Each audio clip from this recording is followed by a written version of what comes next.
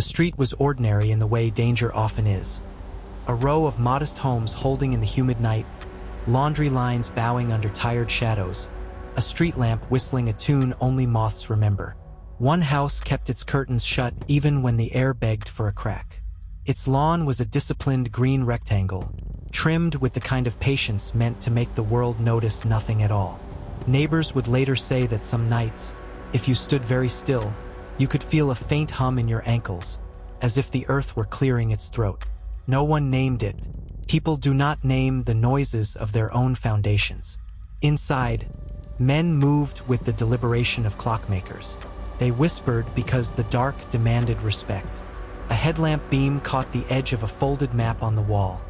A map of the city's bones, not its face. On the floor, under a drop cloth, a square of boards had been cut and set back like a secret told and then taken back. There is a particular quiet that follows people bargaining with the underground. It is not the hush of fear, but the focus of craftsmen who know a careless inch can become a lifetime's regret. They spoke in measurements, depth, span, grade, yet between those numbers lived a different vocabulary. Debts and children and the fantasy of waking one morning without the tight band of worry around the ribs. If you had passed them on the street in daylight, you would not have noticed them. They looked like the city looks when it is tired. Polite, forgettable, resilient. But in the narrow space beneath the floorboards, their patience reshaped the night. This is not only a story about a heist. It is about how ambition, when it cannot go through a door, teaches itself to go under it. It is about a vault that trusted locks and forgot about gravity, a street that slept, and a Monday morning that woke with a new word for empty. How do you move a fortune without a scream? How do you make a room forget it once held the promise of a country? What does a city learn about itself when the ground under its feet proves fluent in betrayal? Welcome to the quietest earthquake a bank can suffer. The Banco Central Burglary. More than $70 million spirited away through patience, inches, and breath. But what investigators found next would change everything. It began with a lease signed by a man whose smile ended conversations. The house was forgettable. 2 bedrooms, a kitchen sink that coughed before it sang, a back room that smelled like varnish. The new tenants paid in cash, unremarkable amounts, delivered with courtesy. They said they would run a small business out back, synthetic turf. The sign appeared and disappeared as if embarrassed by its own cover story. Deliveries came, rolls of green, stacks of timber, bags labeled with words that didn't invite questions. The lawn out front grew so immaculate it made the neighboring grass look lazy. Inside, the back room turned into a workshop of careful thinking. A city map went up on the wall, folded until the creases turned white. A thin thread traced a path from the living room's square of cut boards to a destination that had never imagined being reached from below. They started small. The first shovel of dirt came up damp and mineral sweet, as if it remembered rain. Braces went in like prayers in timber. A ledger tracked dirt out, timbers in, air in, fear down. It did not capture the moment a man removed his wedding ring because his knuckle would not let it pass, or the cough someone hid in a sleeve. The tunnel taught quickly and punished laziness. They learned to read soil with their fingertips. A handful that said yes, a smear that warned not here. The electrician fed air into the darkness through a flexible vein and watched a small gauge as if it were the only clock he trusted. The digger counted his breaths in sets of 20, resting at 19 because 20 felt like arrogance. Above ground, neighbors watered plants. A boy on a bicycle slowed down and said, "They work at night." His mother told him to keep riding. The house wore silence like a uniform. They moved forward. The earth, which has time to spare, made them earn every inch. But what investigators found next would change everything. By the 3rd week, the tunnel had a personality. It liked discipline and hated hurry. When someone's elbow brushed too hard, a whisper of dust reminded everyone who owned the room. Each meter forward was purchased with patience. The braces creaked like old men rising. Moisture collected and was coaxed away with plastic and hope. A ventilation pipe hummed a note that became part of the men's pulse. The city above continued its parade. Buses sighed. Radios argued. The bank carried itself with the confidence institutions inherit. Employees walked over the very spot where, many meters below, a line of men in headlamps negotiated with time. The planner kept the angle like a creed. "Avoid the main," he murmured, tapping a pencil mark that had been erased and redrawn. The carpenter listened to the wood as if it were gossiping. The digger found a rhythm his body could survive. Jokes kept the air human. "If we overshoot, we take a right at the bakery," someone whispered, and the tunnel carried the laughter along its length like a blessing. They reached the point beneath the main road where trucks passed overhead like scheduled thunder. Work shifted to hours when the city's heartbeat softened, midnight to dawn.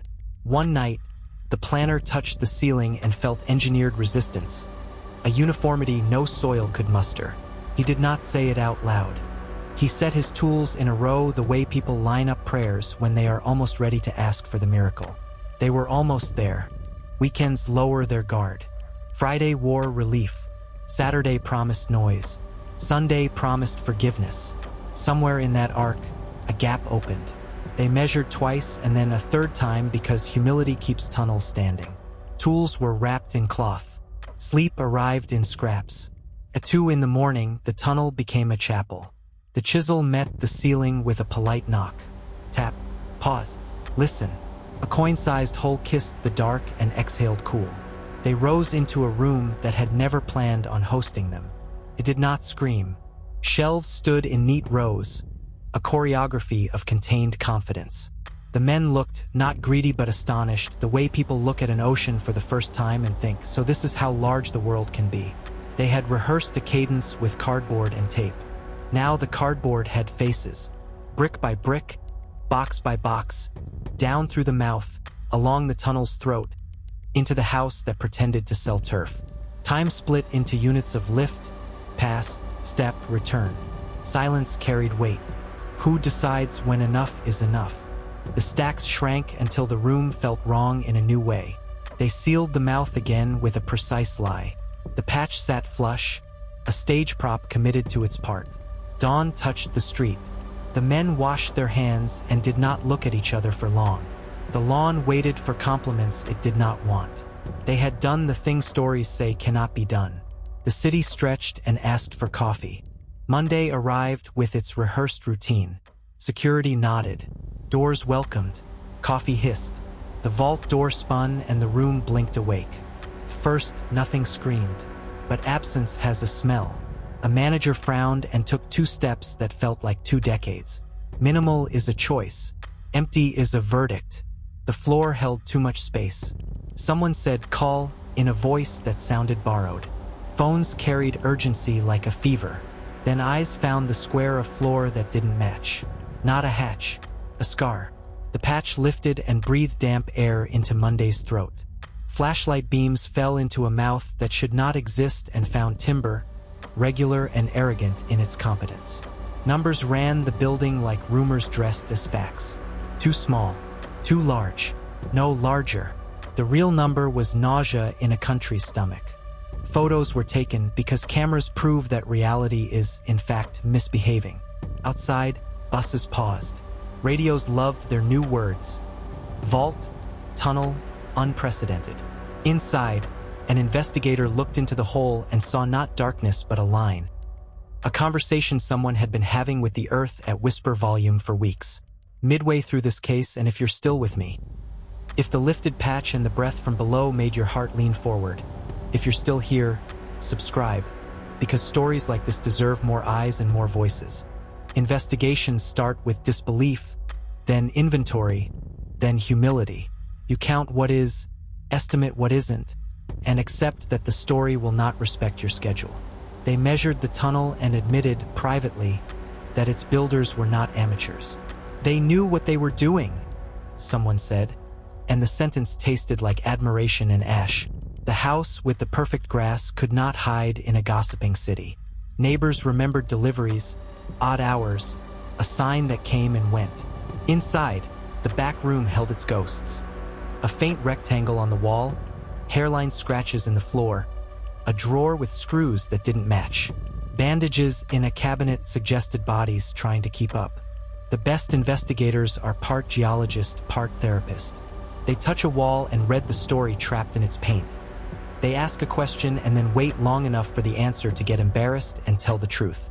They reenact timelines on whiteboards until a missing hour begins to glow. They call the water company for meter readings because water tells on everyone. They ask a parking attendant if any cars stayed overnight on a weekend when none should have. They check waste pickups because dirt has a way of refusing to disappear completely. Small facts argue until one truth raises its hand.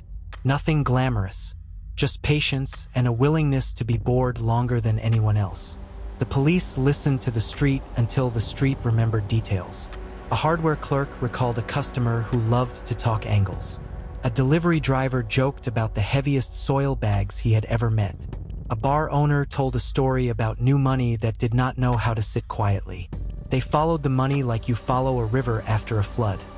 Not by where it roars, but by where it leaves damp footprints. A landlord accepted 6 months' rent at once.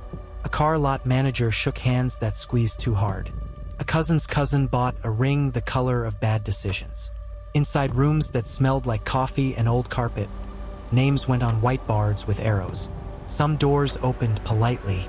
Others were persuaded by rituals that involve splinters. Children cried. A woman lifted her chin and asked for paperwork with the clarity of someone who had decided not to be intimidated.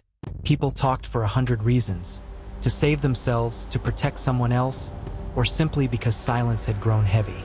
One man, shown a photo of the tunnel, explained the grade with such tenderness that the room forgot its anger for a second. Craft recognizes craft. Some money returned the way a bad dream returns to sleep, reluctantly, imperfectly. Damp ruined a share. Not every ledger wants to balance. Who drew the first line on the map? Whose courage built the first brace? Whose fear made the first mistake after the vault went quiet? Answers arrived like rain on a tin roof. Steady, scattered. Frightened money pretends to be ordinary. It becomes envelopes, appliances, deposits arranged to look routine. It tries to become a future no one will question. A small shop replaced its refrigerator with 2 newer ones. A landlord painted a staircase.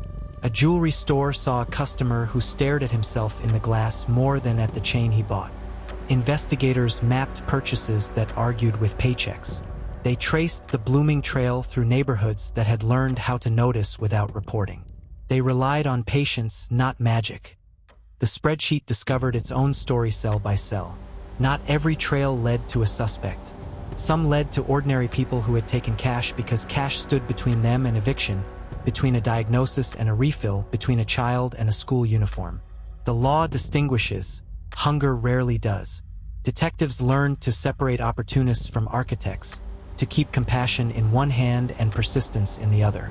Meanwhile, the city argued with itself. Admiration for audacity wrestling with the sober knowledge that the bill for audacity almost always arrives at the door of a neighbor who did nothing wrong. You could feel the argument in markets and barber chairs. A defiant pride in the plan's brilliance, and a quieter, heavier understanding of its cost. Rumor sought gravity. There were whispers about a settling of accounts. We will not repeat them as facts. In a church with a floor polished by decades of sweeping, a mother cried a private cry. A priest said words about forgiveness. Some parts of every crime scene live on in hurt hearts long after evidence is bagged. Arrests followed. Sometimes it was just a knock and a sigh and a pair of shoes put on slowly. In one apartment, a half-eaten meal cooled beside a phone flashing missed calls. In another, a child clung to a storybook because the one in the hallway did not make sense. Statements were given, some tight as fists, some loose with tiredness. One man said, "We listened to the dirt." He did not mean it poetically. Another said nothing and watched the wall as if it might open and offer a tunnel back to before. How much was recovered? Enough to reassure, not enough to pretend Monday had been a misunderstanding. Money forgets. People do not. The city shifted from shock to folklore. The house was repainted. The grass lost its perfection. The bank taught its floors new tricks. Sensors that listen downward. Policies that do not take weekends for granted. The street learned where to place its eyes. Time passed in the only way it knows how, forward, with a glance over its shoulder. Ask a certain generation where they were when they heard the vault had been emptied by a hole in the floor, and they will look toward the middle distance before they answer. I remember, they'll say. The tunnel became metaphor. Writers used it to explain politics and love. What's beneath us matters. In police academies, instructors drew the line and said, "They spoke to the earth, and the earth answered. We spoke to the city, and the city answered." Do not rush either conversation. For families, the story didn't end with handcuffs or reinforced concrete. It carried on as a residue across birthdays and holidays. A boy learned the sound of his mother's breathing when she worried. A woman learned that sleep negotiates better with honesty than denial. A man discovered that pride curdles if you leave it in the refrigerator. As for the money, it became roofs, tires, startup stock, rings that glowed and then dulled. Money erases its footprints. People don't. And the vault? It breathes differently now, alert, layered, skeptical. The house? New tenants, new laughter. The lawn has learned to be ordinary. On certain nights, if you walk that street and feel something in your ankles, it is not a tunnel singing. It is the story itself which prefers to travel by ground. What remains after the great act? Not glory, not legend, just lessons shared unevenly among those who planned, those who pursued, and those who had to live with both. In the end, the earth did what it always does. It held and it hid and it forgot on a schedule no law can speed up. The city moved on. The bank counted and locked and counted again, not paranoid, just educated. But some nights, a certain silence falls over a certain block, and if you stand very still you might hear what we have been trying to tell all along. The ground remembers stories without needing to believe them. The quiet will never confess where each dollar went. The quiet does not care. The quiet carries weight. This was Banco Central Burglary. $70 million underground job. A tale about audacity that could crawl and patience that could wait. About the craft of investigation outlasting the thrill of transgression. About families who paid in breath while headlines turned pages. If this journey kept your eyes on the edge between room and tunnel, stay with Captain Justice True Stories. Subscribe, share, and add your voice. We tell these not to glorify crime, but to respect the slow work of truth and the people who live with its cost. What do you think happened? Leave your theory in the comments. Someone out there knows the truth. And if you ever feel a small hum in your ankles, smile. It's probably the train. It might be your heart. Or maybe it's just another story, working its way up from the deep, searching for light. Captain Justice signing off.